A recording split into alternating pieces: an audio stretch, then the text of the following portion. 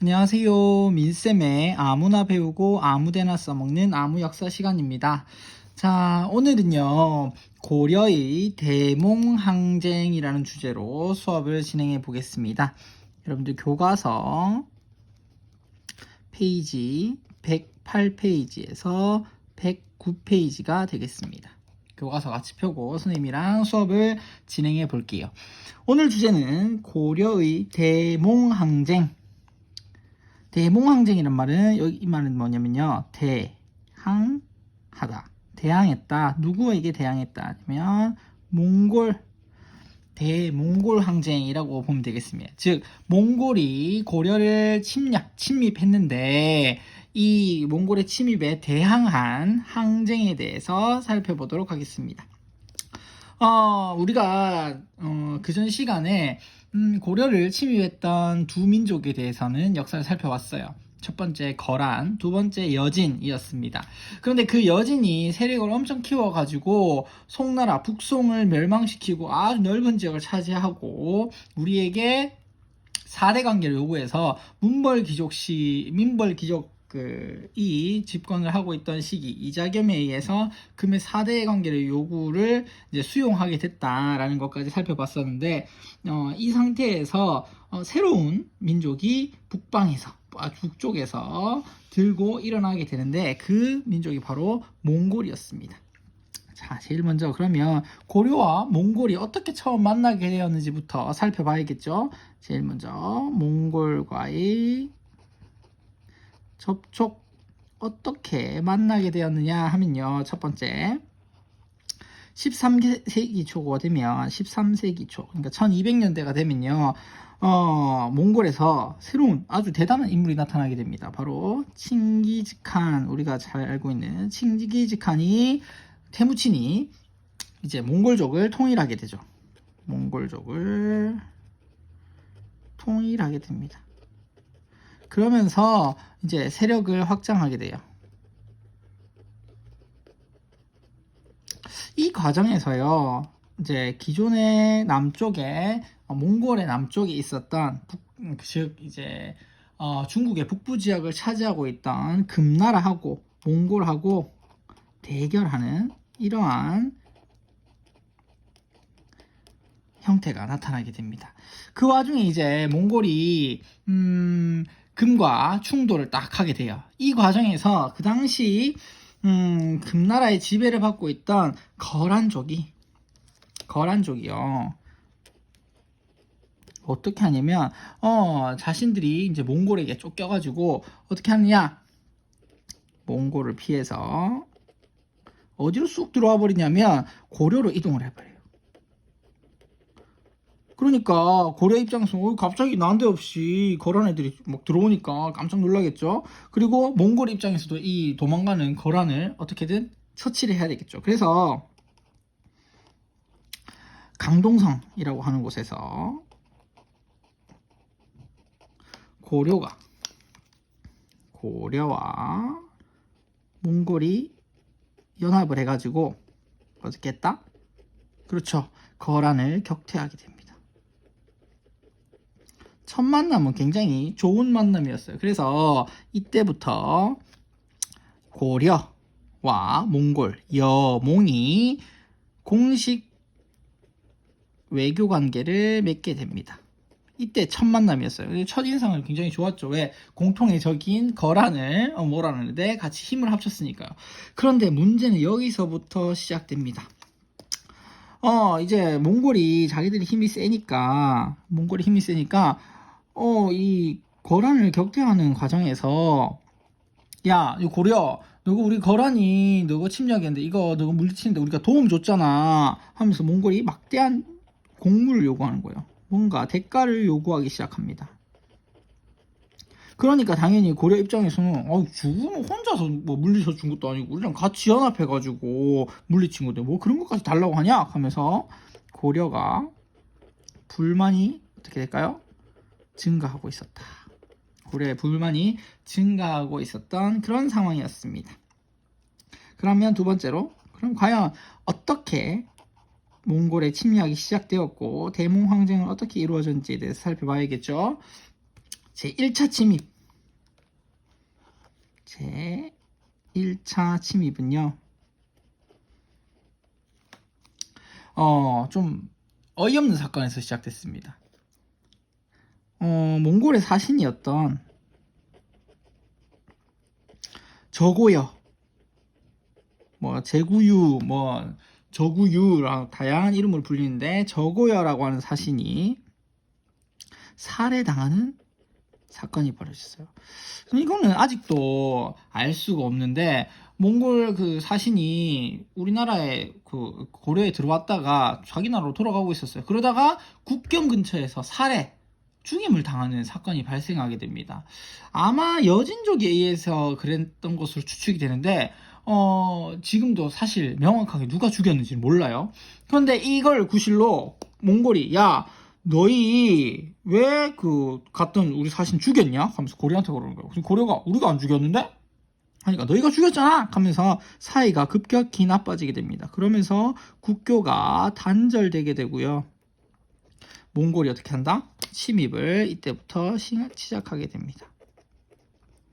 어떻게 보면 그 당시 사람들한테는 저고요라고 하는 사신이 몽골 애들 짜증나니까 꼴보기 싫은데 잘 죽었다 이렇게 생각했을지도 모르지만 아주 긴 시간 동안에 몽골 첫 침입의 단초가 되었던 사건이 바로 저고요의 피살 사건이었습니다.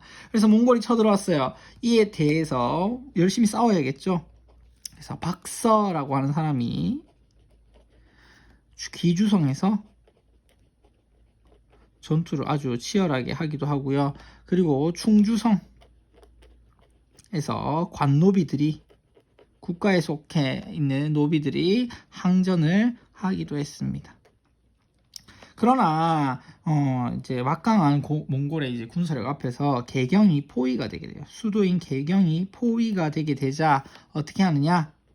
당시 무신 정권이죠. 최후 정권은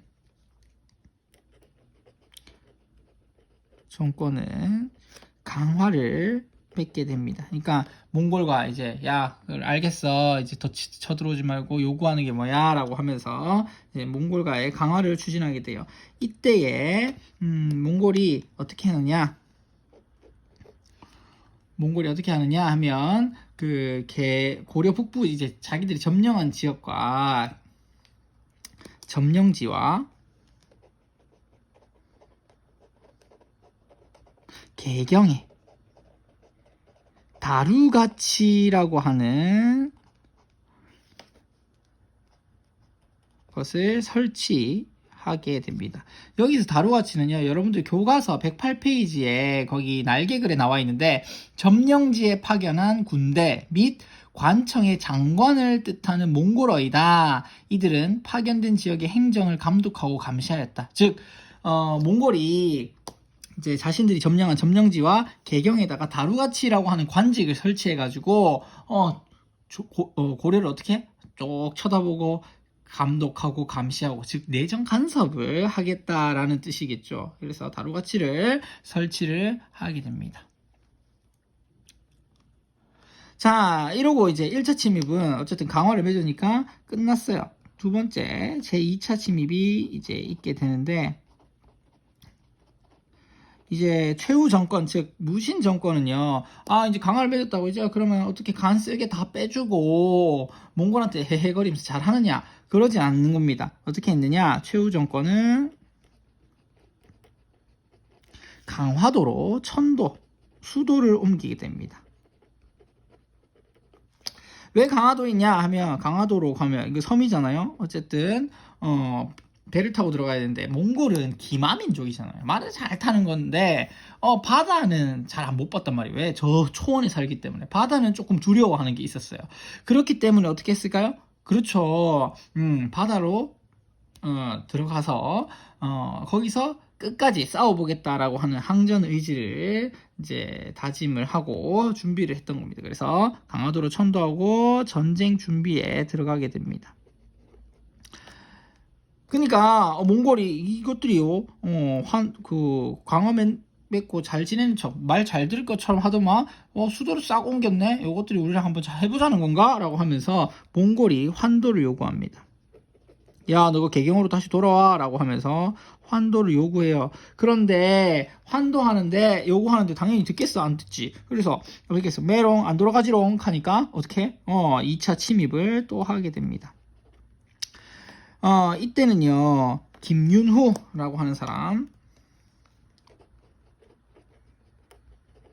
사람이 처인성, 지금의 용인입니다. 처인성에서 굉장히 격렬하게 전투를 하게 됩니다. 교과서 108페이지 역사 1기에 보면 김윤후가 어떤 사람인지 나옵니다. 김윤후는 당시 이제 스님이었는데요. 그 당시 승려들은 백성들을 동원하고 지휘하는 등의 대몽항쟁에 많이 나섰거든요. 그래서 침략 소식을 듣고 처인성으로 백성들과 함께 몸을 피한 김윤후가 몽골군이 공격해오자 백성들을 막 지휘해서 항전을 하게 되고요. 이 과정에서 몽골의 총사령관이었던 몽골 장군 살리타가 어떻게 된다? 살리타라고 하는 사람이 여기서 전사하게 됩니다. 최고 지휘관 잃었으니까 몽골군이 어떻게 되겠어요? 이거 그래도 우리가 아무리 그래도 지휘관도 없이 싸울 수는 없지 하면서 몽골군이 철수를 하게 됩니다. 이 제2차 침입 때요. 거란의 침입을 막기 위해서 만들어져 있던 초조대장경 판목이요 소실됩니다. 불타서 없어지게 되는 아주 안타까운 일이 일어나게 됩니다. 자, 제 3차 침입을 한번 볼까요?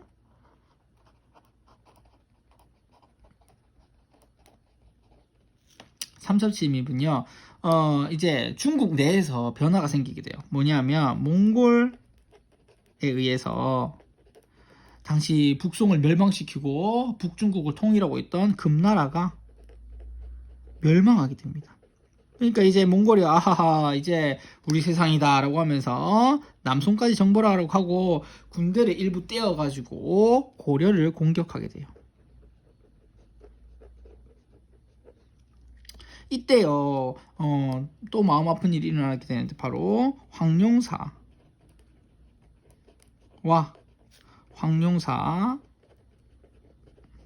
구층 목탑 그 통일신라 신라 시기에 되게 가장 컸다고 하는 이 절이었죠. 사찰이었던 황룡사하고 황룡사 구층 목탑이 소실되는 안타까운 일이 3차 침입 때 발생하게 됩니다. 그리고 이 최후 정권은요. 어떻게 하느냐? 부처님의 힘을 빌려가지고 어떻게 하겠다? 몽골을 물리쳐보자라고 하면서 8만 대장경 해인사에 있는 8만 대장경 조판에 들어갑니다. 8만 대장경 이제 만들기 시작한 거예요. 자, 이렇게 3차 침입까지 우리가 살펴봤는데 사실 3차 침입이 끝이 아니에요. 몽골은요.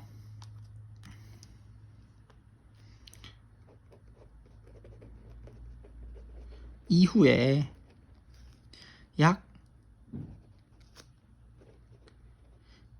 20여 년간 침입을 하게 됩니다. 몇 차에 걸치냐면 총 9차에 걸쳐서 앞에 1, 2, 3차 포함해서 총 9차례에 걸쳐서 9차례에 걸쳐서 약 20여 년간 계속 쳐들어오게 됩니다.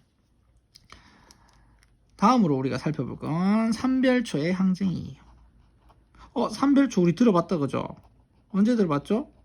그렇죠. 지난 시간에 무신정권에서 최우라고 하는 사람이 도방과 더불어서 좌별초, 우별초, 신의군이라고 하는 삼별초라는 군사 조직을 만들어서 자신들 최씨 무신정권을 지탱하는 군사적 기반으로 삼았던 그런 군사 기구였다라고 했습니다. 이 삼별초의 항쟁이 지속되게 되는데요. 첫 번째 이유를 한번 보면 당시 최씨 정권은요. 막 적극적으로 막 이렇게 몽골에 맞서 싸우려고 하지 않고요. 또 이제 자신들은 그 강화도 안에 섬에 쏙 박혀 있으면서 백성들은 막 산으로 다 도망가라, 니 알아서 살아남아라 하면서 세금을 계속 거두는 거예요. 그러니까 백성들 입장에서 이 최씨 정권이 이쁘겠어요? 그렇지 않겠죠. 최씨 정권으로부터 민심이 계속 이반됐다, 떨어져 나갔다라고 하는 게 첫 번째 이유가 되겠고요. 두 번째, 이 과정에서 몽골과 어떻게 하자? 이제 몽골과 그만 싸우자. 몽골과 이제 강화를 주장하는 세력이 등장합니다.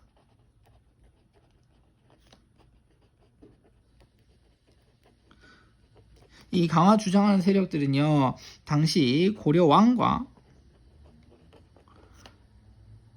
원종이죠. 원종과 결탁을 하게 됩니다. 즉 이제 정치를 무신정권 너희가 내놓고 왕을 중심으로 해서 정치하는 걸로 다시 바꾸자, 이렇게 몽골과 강화, 이제 다시 친하게 지내고 화해하자, 이렇게 계속 싸우다가 나라가 망할 수도 있다라고 하면서 강화를 주장하는 세력이 등장하게 되고요. 강화를 맺게 됩니다. 그리고 어떻게 하냐면 몽골이 그동안 끈질기게 요구하였던 대로 개경으로 환도를 결정하게 돼요. 이때가 1270년입니다. 당연히 이 개경 환도에 대해서 무신 정권은 좋아했을까요? 그렇지 않죠.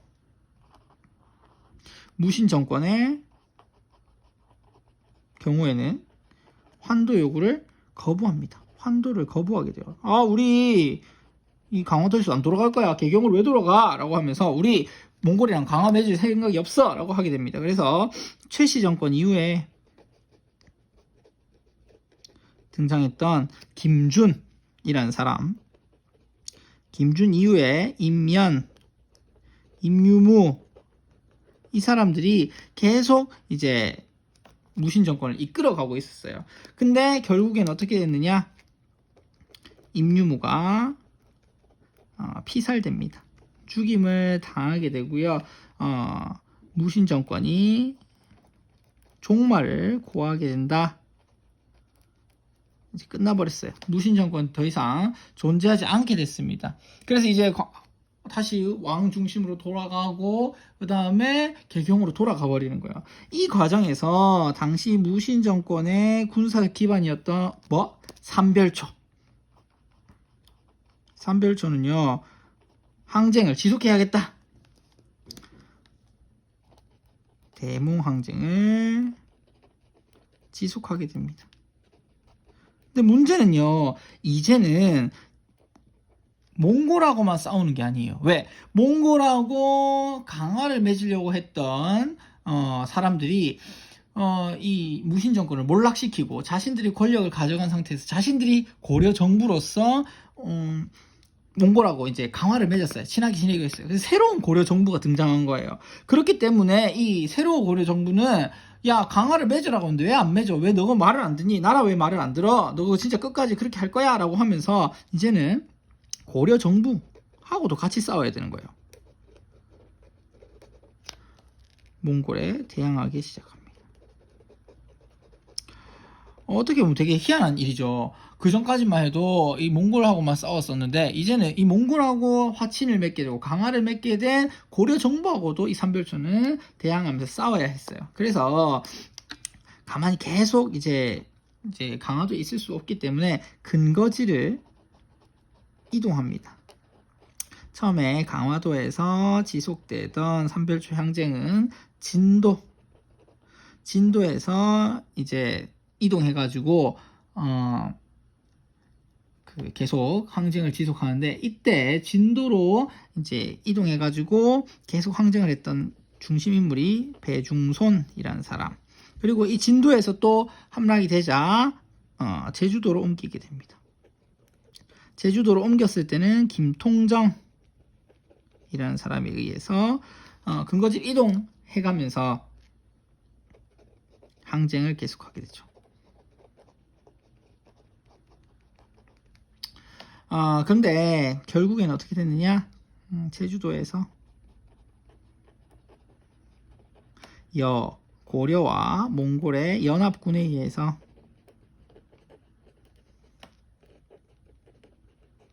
진압이 되고 맙니다. 이때가 환도를 한 지 3년 만인 1273년의 일이었어요. 이로써 몽골의 대몽항쟁은 삼별초의 항쟁이 이제 진압되면서 마무리되면서 이제 끝났다라고 볼 수 있습니다. 자, 그럼 마지막 결과 한번 살펴볼까요? 대명황쟁의 결과 당연히 어떻게 될까요? 국토가 완전히 황폐화되었다. 아주 이제 살기가 어려워지는 거죠. 땅이 못 쓰는 땅이 증가하게 되면서 당연히 곡식도 적게 생산되고, 곡식이 적게 생산되면 사람들이 살기가 굉장히 힘들겠죠. 그리고 인구가 감소하게 됩니다. 사망한 사람, 그리고 다친 사람, 사상자뿐만 아니라요, 포로로 끌려간 사람들까지 있었기 때문이에요. 그리고 문화재가 많이 소실되게 됩니다. 우리 아까 얘기했던 초조, 대장경, 판목 뿐만 아니라 황룡사에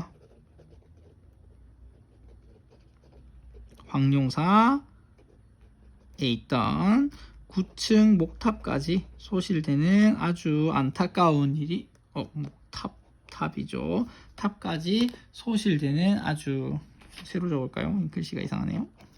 위에다 적을게요. 목탑까지 소실, 불타서 없어지게 되는 안타까운 일이 발생했습니다. 그래서